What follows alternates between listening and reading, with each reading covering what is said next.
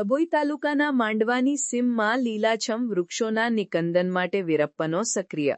પર્યાવરણને નુકસાન કરતા લાકડા કાપનારા સામે તંત્ર કાર્યવાહી કરે તેવી લોકમાંગ ઉઠી છે.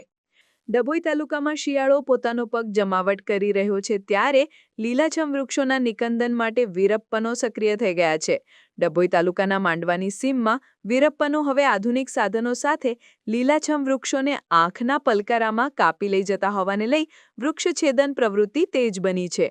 ડભોઈ તાલુકાના માંડવા હદ વિસ્તારમાં લાકડાનું કટિંગ ચાલી રહ્યું હતું. એ જ સમયે ડભોઈના નાયબ કલેક્ટર ચાંદોદ ખાતે મુલાકાત માટે આવેલા. એ સમયે વૃક્ષછેદનની પ્રવૃત્તિ નજરે ચડતા મામલતદારને આખા બનાવની તપાસ સોંપી છે. મામલતદાર ઘટના સ્થળે તાબડતોડ આવી ત્યાં તપાસ કરતા વીરપ્પન નિમેશ વેસભાઈ વસાવા નામનો યુવાન આધુનિક મશીનથી લાકડાનું કટિંગ કરી રહ્યો હતો. વધુ વિગત પૂછતા તેણે જણાવ્યું કે મને હરિહર આશ્રમ ટ્રસ્ટ હૌસી દેહગામા ઘાટ પાસે માંડવામાં રહેતા એક વ્યક્તિએ જણાવ્યું કે આ ઝાડ કટિંગ કરવાના છે. નિમેશનો વ્યવસાય હોય તેને ઉચ્ચક 7,000માં રાખ્યા છે. બનાવની વિગત પંચનામામાં દર્શાવી હતી અને ત્યાંથી મામલતદારે માંડવા ગામના સરપંચ અલ્પેશભાઈ માછીને ફોન કરી બોલાવ્યા પણ એ પણ બહારગામ હોય તેમ જણાવ્યું. સાથે તલાટી દિવેરાજસિંહ રહેવારને પણ ફોન કરતા તેમણે પણ હું નથી એમ કહી દીધું હતું.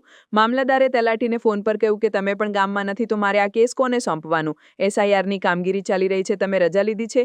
તો સામે તલાટીએ કહ્યું કે રજા નથી લીધી. ત્યારબાદ VCને તાત્કાલિક તાબડતોડ સ્થળ પર મોકલી આપ્યા હતા અને પંચકેશમાં સહી કરી હતી. જાણવા મળ્યા મુજબ બનાવની વિગત તાલુકા વિકાસ અધિકારીને મામલતદારે જણાવી તાત્કાલિક એડ ક્વાર્ટરને ઓર્ડર કરવા કહ્યું છે. સમાચારની અવનવી અપડેટ જોતા રહો નિખરતા ગુજરાત ન્યૂઝ સાથે. નિખરતા ગુજરાત ન્યૂઝને લાઇક, શેર, સબસ્ક્રાઇબ કરો અને બેલ આઇકન દબાવીને સમાચારની ઝડપી માહિતી મેળવો.